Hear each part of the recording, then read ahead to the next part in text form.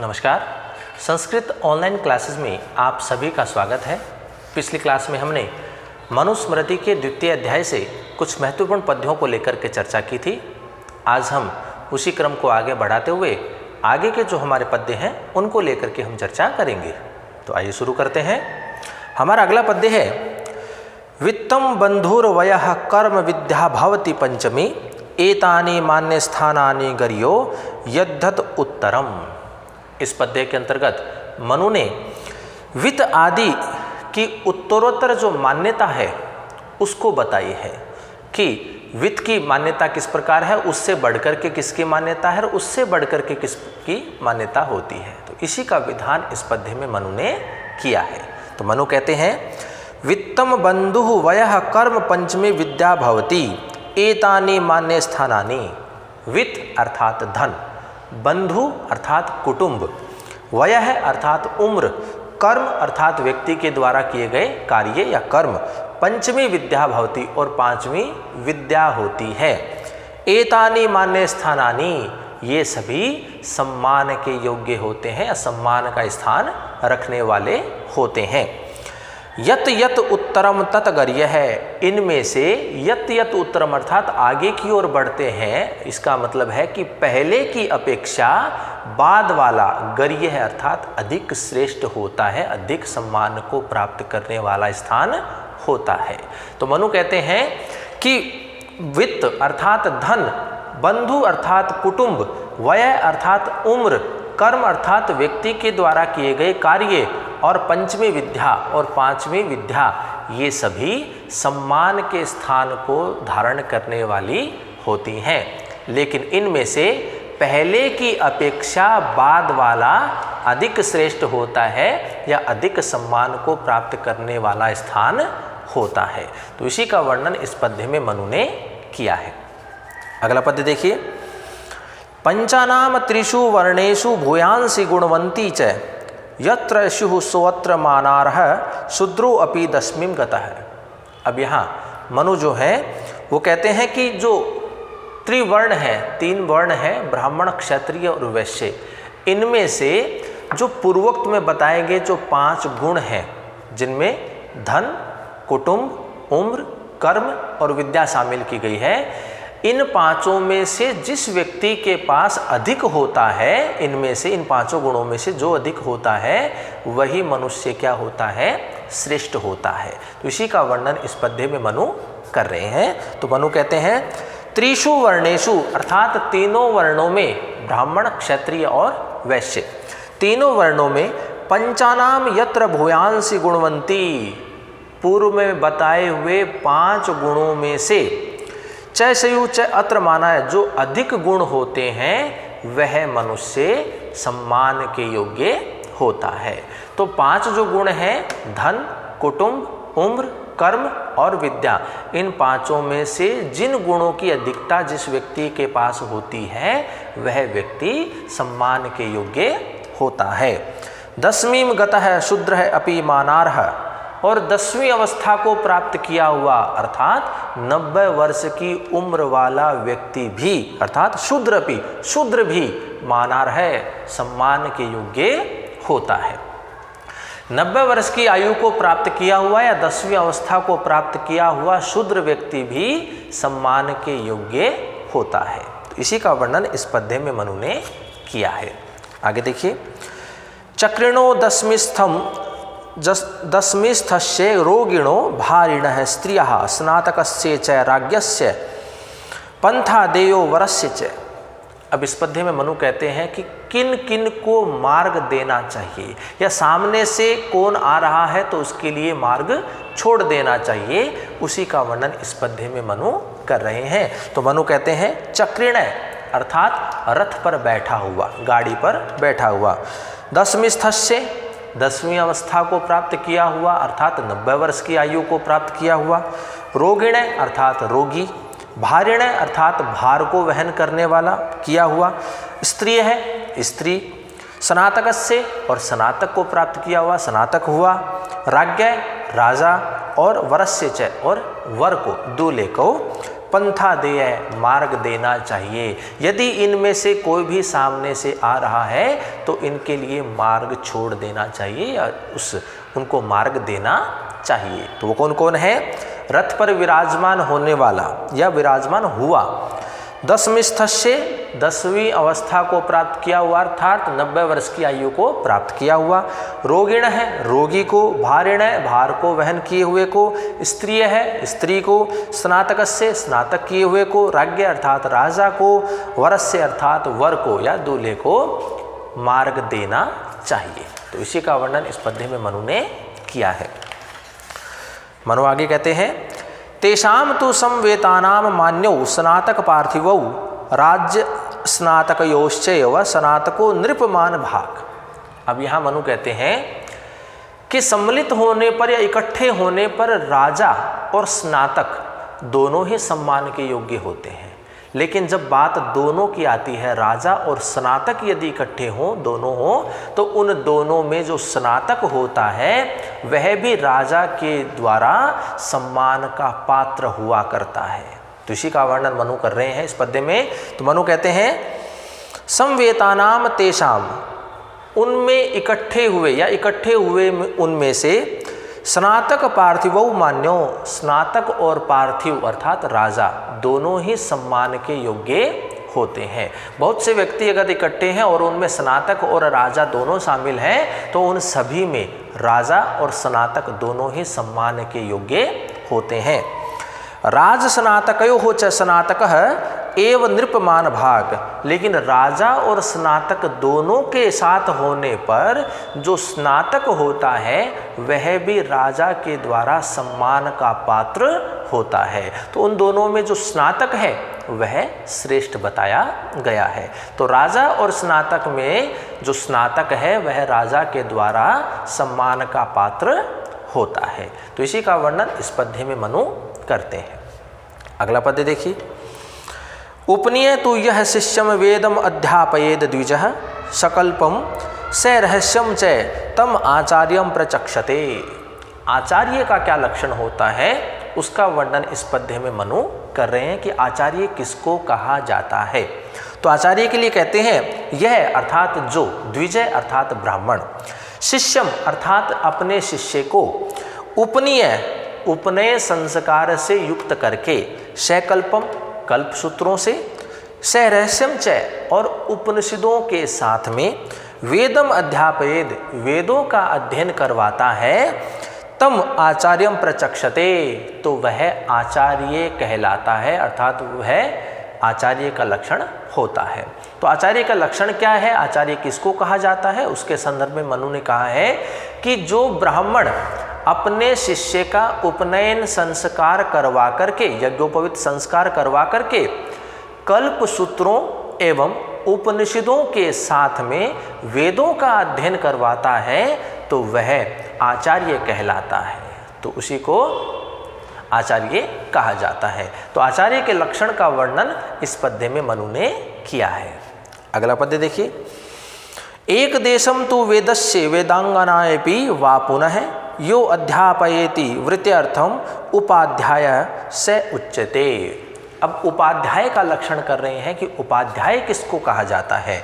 तो उपाध्याय के लिए मनु कहते हैं यह अर्थात जो तू तो वेदस्य एक देशम वेद के एक भाग, पुनः वेदांगना भी अपि या वेदों के अंगों का अध्ययन करवाता है, व अथवा वृत्त्यर्थम अध्यापयति और आजीविका कमाने के लिए अध्ययन करवाता है, स उपाध्याय उच्यते तो वह उपाध्याय कहा जाता है। तो उपाध्याय का लक्षण बताते हुए मनु कह रहे हैं कि जो वेद के एक भाग का या वेदों के अंगों का आजीविका कमाने हेतु उनको अध्यापन करवाता है तो वह उपाध्याय कहलाता है। तो उपाध्याय के लक्षण का वर्णन इस पद्य में मनु ने किया है। अगला पद्य देखिए, निषेकादीनि कर्माणि यह करोति यथा विधि संभावयति चान्येन से द्विजो गुरु उच्यते। अब यहाँ गुरु का लक्षण किया गया है कि गुरु क्या होता है, उसका लक्षण क्या होता है, कौन होता है। तो गुरु के संदर्भ में मनु कहते हैं यह अर्थात जो निषेकादीनी कर्माणि, गर्भाधान आदि जो संस्कार हैं उन संस्कारों को यथा विधि करोति अर्थात विधि पूर्वक करवाता है। अन्येन च संभावयति, और अन्न के द्वारा पोषण करता है। सह वह विप्र, वह ब्राह्मण गुरु उच्चते, वह गुरु कहलाता है। तो गुरु की परिभाषा बताई है, गुरु का लक्षण बताया है, गुरु कौन होता है। तो उसके संदर्भ में मनु कहते हैं कि जो गर्भाधान आदि संस्कारों को विधि पूर्वक करवाता है और अन्न आदि के द्वारा उनका पोषण भी करता है, तो ऐसा वह ब्राह्मण गुरु कहलाता है। तो गुरु के लक्षण का वर्णन इस पद्य में मनु ने किया है। अगला पद्य देखिए।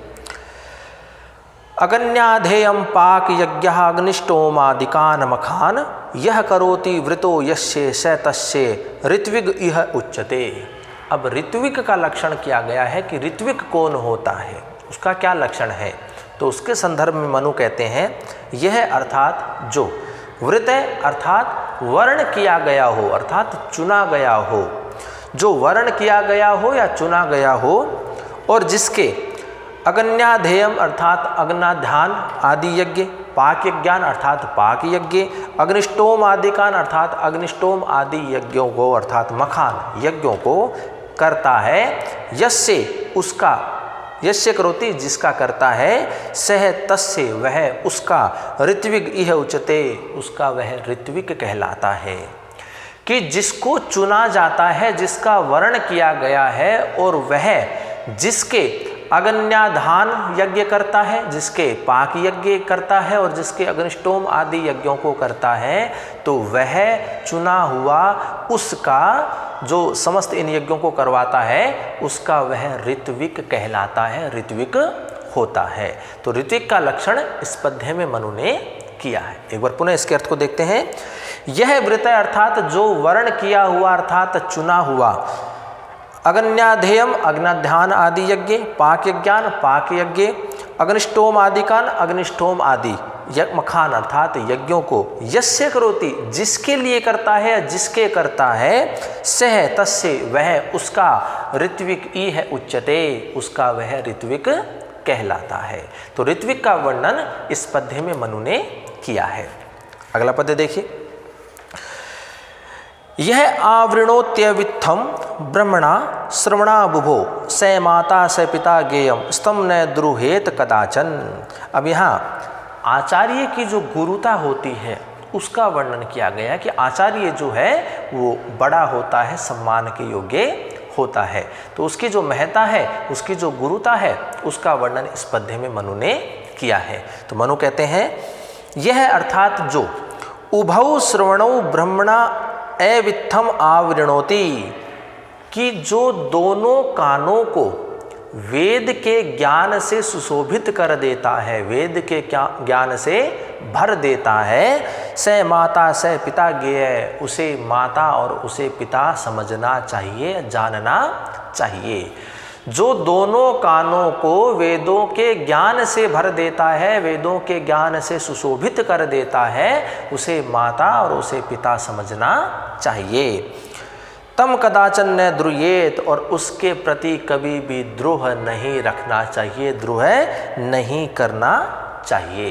तो यहाँ जो आचार्य होता है उसकी जो गुरुता है उसका वर्णन इस पद्य में मनु ने किया है कि जो वेदों के ज्ञान से दोनों कानों को भर दे, दोनों कानों को सुशोभित कर दे वेद के ज्ञान से, उसे ही माता समझना चाहिए, उसे ही पिता समझना चाहिए, और उसके प्रति कभी भी द्रोह नहीं करना चाहिए। तो इसी का वर्णन इस पद्य में मनु ने किया है।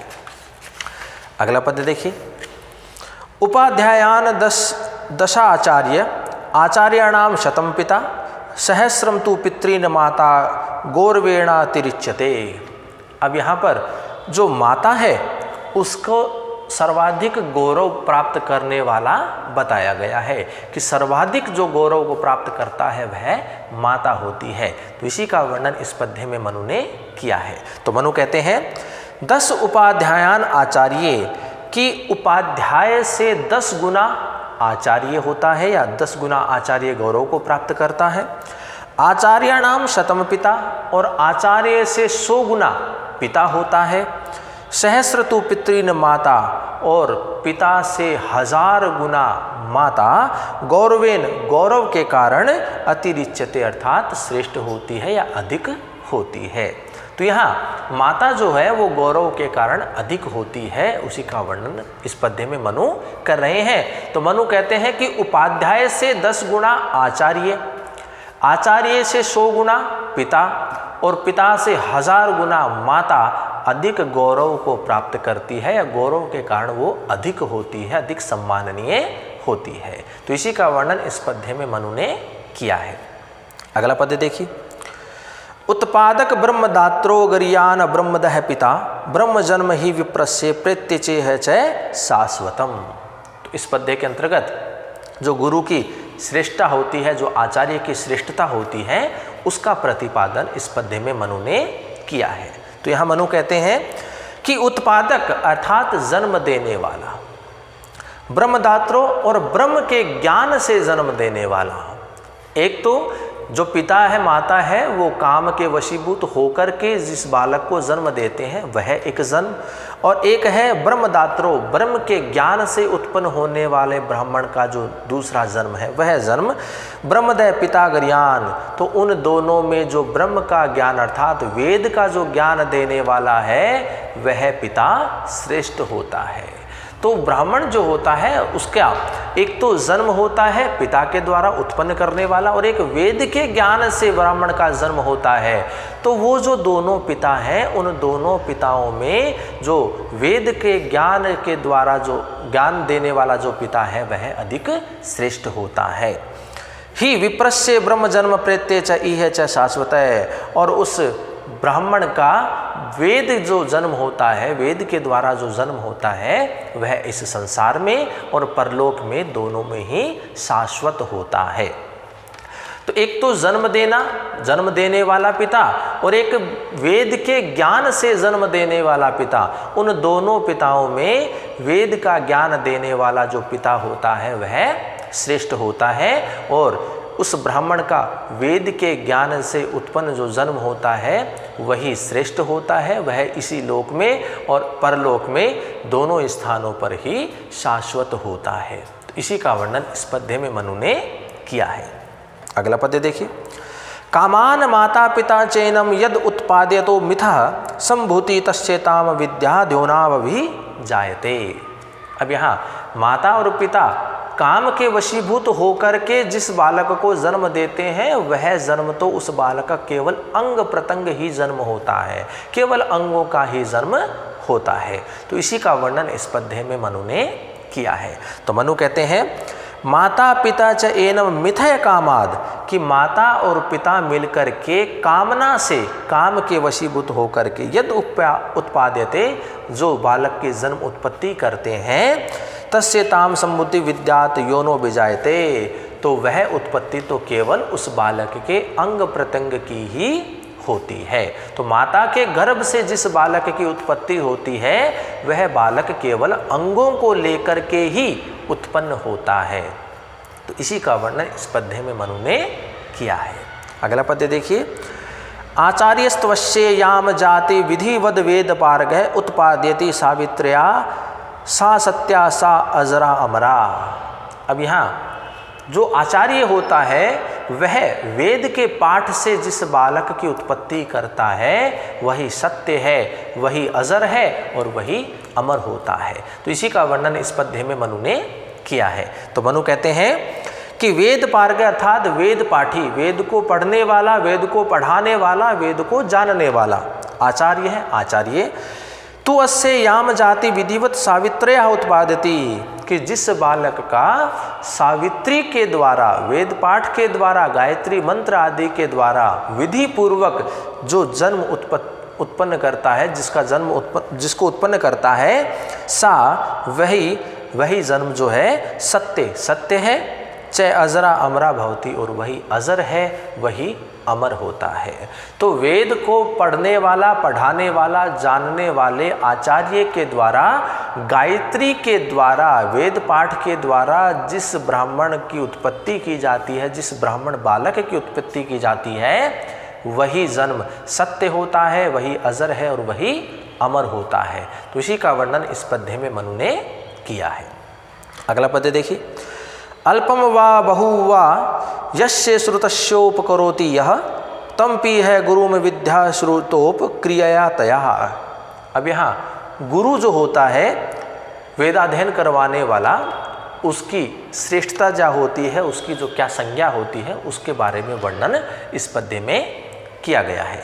तो मनु कहते हैं यस्य अर्थात जो, यह अर्थात जो, यस्य अर्थात जिसको, अल्पम वा बहु वा श्रुतस्य उपकरोति, जो जिस पर थोड़े या बहुत वेदों के ज्ञान के द्वारा उपकार करता है, या थोड़ा या अधिक वेदों का ज्ञान जिसको देता है, ई है तया श्रुतोपक्रिया तम अपि गुरुम विद्यात्, तो उस वेद के ज्ञान के द्वारा किए गए उपकार के कारण वह गुरु कहा जाता है। अगर कोई किसी को थोड़ा या अधिक वेदों का ज्ञान देता है, वेदों के ज्ञान से उसके ऊपर उपकार करता है, तो उस वेद के ज्ञान के द्वारा किए गए उपकार के कारण वह गुरु कहलाने के योग्य होता है, वह गुरु कहा जाता है। तो इसी का वर्णन इस पद्य में मनु ने किया है। अगला पद्य देखिए, ब्राह्मस्य जन्मतः कर्ता स्वधर्मस्य च शासिता, बालो अपि विप्रो वृद्धस्य पिता भवति धर्मतः। अब यहाँ पर जो बालक है, युवा ब्राह्मण भी वृद्धों का पिता होता है। वो कैसे कि वेदों का ज्ञान प्राप्त करने वाला यदि ब्राह्मण बालक है, फिर भी वह वृद्ध व्यक्ति का पिता कहलाने के योग्य होता है। तो इसी का वर्णन इस पद्य में मनु ने किया है। तो मनु कहते हैं ब्राह्मणस्य जन्मतः, अर्थात वेद पढ़ने के लिए जन्म देने वाला, कर्ता स्वधर्म से च शासिता बालय, और अपने धर्म को सिखाने वाला ब्राह्मण यदि बालक है, युवा है, तो युवा होने पर भी विप्रय वह ब्राह्मण वृद्धस्व धर्मतः पिता भवति, वृद्ध व्यक्ति का धर्म के अनुसार पिता होता है। तो यहाँ जो उम्र के आधार पर वृद्धत्व को निर्धारित नहीं किया गया है, वेदों के ज्ञान को ग्रहण करने के आधार पर वृद्धत्व की संज्ञा यहाँ पर की गई है कि वृद्ध कौन होता है। यदि वृद्ध व्यक्ति कौन होगा, उसके लिए कहते हैं कि यदि बालक वेदों के ज्ञान को प्राप्त किया हुआ है तो वह वृद्ध होता है, न कि उम्र को प्राप्त करने वाला वृद्ध होता है। तो वृद्ध की क्या परिभाषा की गई है, वृद्ध की क्या संज्ञा की गई है, उसके बारे में इस पद्य में मनु ने बताया है। एक बार पुनः इसके अर्थ को देखते हैं कि ब्राह्मणस्य जन्मनः कर्ता, वेद पढ़ने के लिए जन्म देने वाला, स्वधर्म से च शासिता, और अपने धर्म को सिखाने वाला, बालय अपि विप्रय, यदि ब्राह्मण बालक होने पर भी या बालक है फिर भी, वृद्धस्य धर्मतः, वृद्ध व्यक्ति का धर्मतः, धर्म के अनुसार पिता भवति, वह पिता होता है, पिता कहलाने के योग्य होता है। तो वेदों के ज्ञान को प्राप्त करने वाला बालक होने पर भी वह ब्राह्मण वृद्ध व्यक्ति का पिता होता है। इसी का वर्णन इस पद्य में मनु ने किया है। तो इस प्रकार से आज की क्लास में हमने मनुस्मृति के द्वितीय अध्याय से कुछ महत्वपूर्ण पद्यों के ऊपर हमने चर्चा की। आगे के जो पद्य हैं उनको लेकर के चर्चा हम अगली कक्षाओं में करेंगे। तो आज की क्लास में इतना ही। धन्यवाद।